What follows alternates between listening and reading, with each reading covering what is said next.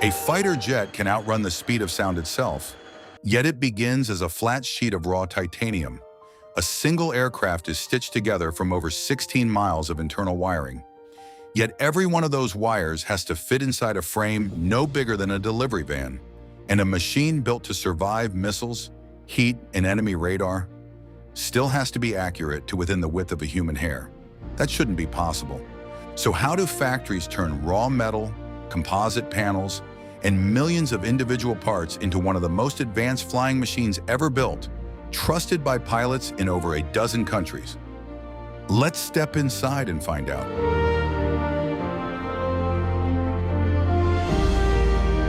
It starts nowhere near an airfield. It starts in a mile-long building in Fort Worth, Texas, a factory so large that employees get around on bicycles and golf carts, riding down internal roads named after the fighter jets built there before this one. This building has been making warplanes since World War II. It once churned out thousands of B-24 bombers. Later, it built the F-16. Now, nearly every square foot of that same floor has been rebuilt from the ground up for a single aircraft, the F-35. The jet begins as raw material scattered across the globe. Titanium and aluminum forgings arrive from suppliers on different continents. Composite skin panels are cured in massive autoclaves, pressurized ovens that bake carbon fiber sheets under heat and pressure until they're stronger, pound for pound, than steel. The center fuselage, essentially the aircraft's spine, starts its life at a completely different factory hundreds of miles away, built up around a titanium bulkhead thick enough to survive a lifetime of stress and vibration. None of these pieces look like an airplane yet. They look like industrial sculpture, hollow metal shells, raw composite shapes, tangles of brackets. But every single one of them is being built to a tolerance most people never think about: fractions of a millimeter. One of the machines used to shape the F-35's outer skin is accurate to within 50 microns. That's less than the width of a human hair, and it has to be. Because on this aircraft, shape isn't just about aerodynamics, shape is stealth. Before any of these pieces can be trusted to fly, they're tested to the point of destruction. Engineers build entire test airframes with no intention of ever flying them. Instead, they're mounted into rigs that bend, twist, and stress the structure over and over, simulating decades of combat flying in a matter of months. Sensors glued across the frame record exactly where stress concentrates, exactly where a crack might eventually start, long before a single production aircraft carries a real pilot. It's a strange kind of manufacturing logic. You break a plane on purpose so that the ones that follow it never will. Here's the detail most people miss. A jet like this isn't hidden from radar by paint or gadgets. It's hidden by geometry. Every seam, every panel edge, every tiny gap between components is engineered to scatter radar waves away from their source instead of bouncing them straight back. That means the tooling that shapes each panel has to be almost obsessively precise, because a gap that's off by even a fraction of an inch doesn't just look bad. It can compromise the entire aircraft's ability to stay invisible. Once the major sections are built, they begin traveling toward Fort Worth to become one machine. And this is where the process stops looking like traditional aircraft building altogether. For decades, warplanes were built the way you'd expect, stationary in one spot, with workers and tools moving around a fixed airframe. The F-35 line doesn't work that way. It uses a moving assembly line, more like something you'd expect from a car factory than a fighter jet factory. The aircraft itself inches forward, station by station, while robotic systems and technicians perform a fixed set of tasks at each stop before it moves again. That single decision is what makes an aircraft this complex buildable at scale, and the complexity is real.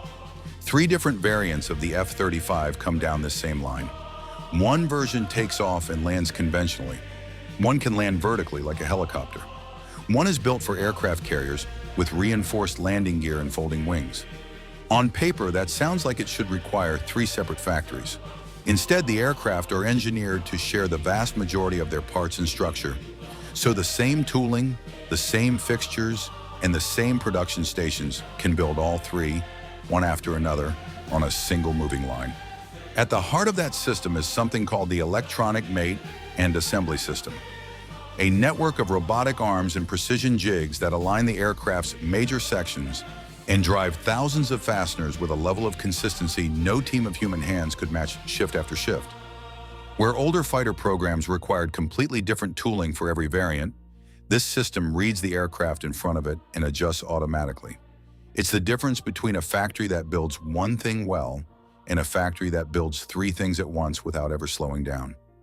As the airframe moves down the line, it starts to fill with its nervous system, the wiring, the sensors, the flight computers. This is where that number comes back into focus. Over 16 miles of cable, routed through an airframe smaller than a city bus, feeding a suite of sensors that lets the pilot see threats long before they're visible out the window. Every wire bundle is built to an exact specification and threaded through gaps that were designed years earlier by engineers who had to account for heat, vibration, and the razor-thin space left over once the fuel tanks and weapons bays were accounted for. What makes this stage unusual is that almost none of it is improvised on the factory floor. Every single wire, bracket, and fastener location exists first as a digital model, built and tested inside a fully paperless design system years before a technician ever picks up a tool. Workers on the line follow instructions off a screen rather than a printed blueprint, and the aircraft in front of them is checked constantly against that digital twin to make sure reality is matching the model down to the smallest bracket. It's less like traditional aircraft building and more like assembling a machine that was already perfected once, virtually long before the first physical part ever touched it. Layered on top of that wiring is the sensor suite that defines this generation of fighter jets. Instead of a single radar dish, the F-35 carries a distributed array of cameras and sensors embedded around the airframe, stitched together by onboard computers into one continuous picture around the aircraft.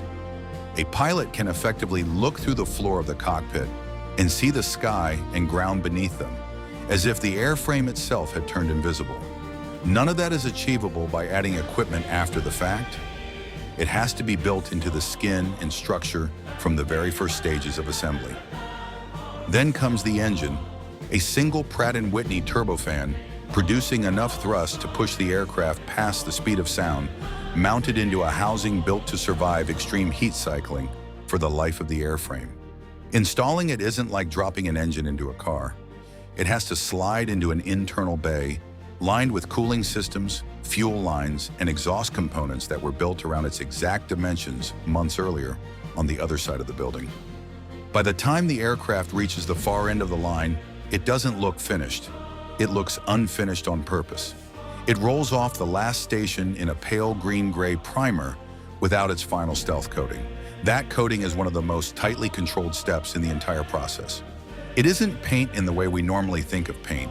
It's a specialized radar-absorbent material applied in a controlled environment, layered with precision, because the coating's thickness and consistency directly affect how much of the aircraft actually stays hidden from enemy sensors.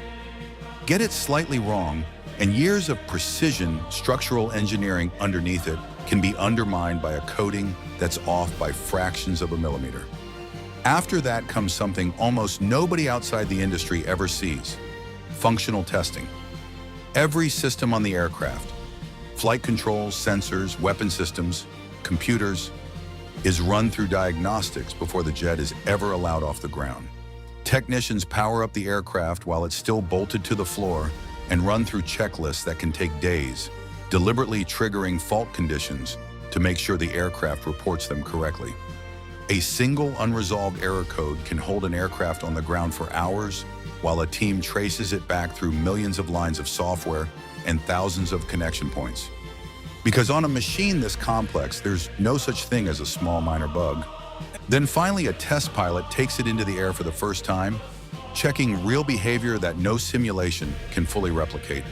Only once that flight data lines up with what the engineers expected does the aircraft get cleared to leave the factory for good. What's remarkable isn't just that this happens once, it's that it happens over and over, at a pace that would have sounded impossible 20 years ago. In its best year yet, the Fort Worth plant delivered more than 190 of these aircraft.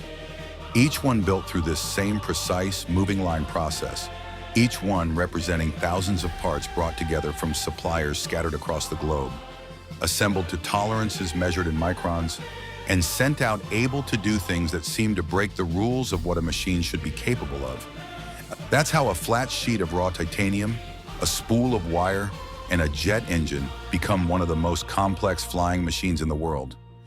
Precision, scale, and engineering most of us never think about. Until now.